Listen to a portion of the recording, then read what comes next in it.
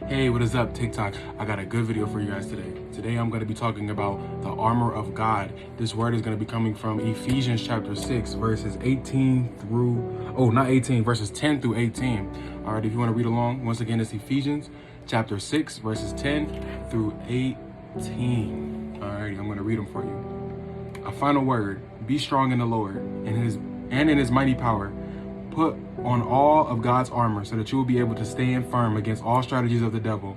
For we are not fighting against flesh and blood enemies, but against evil rulers and authorities of the unseen world, and mighty powers in this dark world, and against evil spirits in heavenly places. Therefore, put on every piece of God's armor so you will be able to resist the enemy in the time of evil. Then, after the battle, you will still be standing firm. Stand your ground, putting on the belt of truth and the body of armor of God's righteousness. For the shoes, put on peace that comes from the good news, so that you will be fully prepared. In addition to all these, hold up the shield of faith to stop fiery arrows from the devil. Put on salvation as your helmet, and take the sword of the Spirit, which is the word of God. Pray in the Spirit at all times and on every occasion. Stay alert and be persistent in your prayers for all believers everywhere. Now, the armor of God is very important. I'm going to talk about different categories in different videos. In this video, I'm going to talk about using prayer. I'm going to talk about using prayer. I'm going to cover all of them, so don't worry.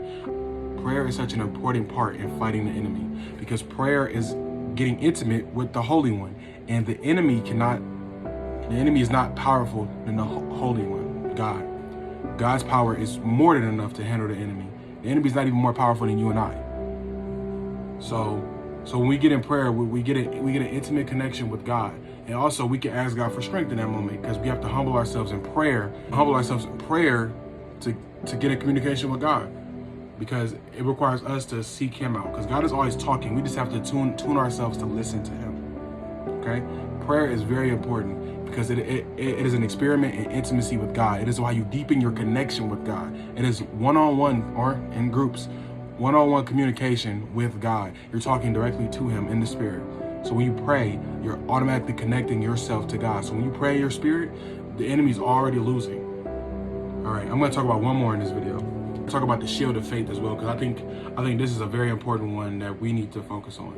Now, what is faith? Faith is the evidence of things not seen, the substance of things hoped for, like in Hebrews. Now, our faith is in God. And who is God? God is a good God. God is a loving God. God is a just God. So if we put our faith in Him, we don't have to worry about listening to what the enemy says, because the enemy can only speak lies. He can only tell you lies. And sometimes the enemy will lie to you by telling you the truth in the moment. What I mean by that is your situation could look dire, and the enemy could be talking about your current situation, because sometimes your current situation is not favorable for you. He's telling you the truth, but he's lying to you, because ultimately you serve a God who's in charge of time itself. So God is not bound to time. So if things look bad now, it will ultimately get better. So when you put your faith in God, the enemy cannot shake you, because your faith is not in your words, your thoughts. It is in what God tells you and what God is revealing to you in His walk with you. Putting your faith in God opens the door to humility, love, peace, all of the things, because you have your faith in Him. And these things flow from His character. They flow from His character. So the things God does naturally have those effects. So when you put your faith in God, you have peace, because you know the person who's in control. You don't have to worry about trying to figure everything out yourself, because you know the person who's ultimately in control. Now you can apply these best to your relationship by praying and having faith. You can pray to increase your faith. You know, I don't want you to stop praying. Pray without ceasing, the word tells us.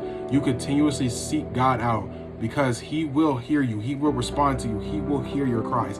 He will respond to your heart. He will not turn from you. He promises that. He will always be with us. So if you continue to pray with Him and continue to abide in Him and continue to have faith in Him, the enemy has nothing he can do to mess with you when you stay close to God, when you stay focused on God. Just think of Peter. Peter was walking on water when he had his eyes focused on God. When he took his eyes off and realized what he had to conquer, he started to sink. Do not think you have to / can do this by yourself. Understand that God is your strength. You can lean on Him. You can depend on Him. You can complain to God. I know that sounds crazy, but just look at the book of Job. Job said some very crazy things. Job said, who can hold God accountable when he's wrong? And God still says Job did not sin against him by cursing him. So be honest with God. Be open with God. And let him talk to you. Let him communicate with you and change the way you see things so you can walk better and be obedient to him and deal with your temptations and trials better.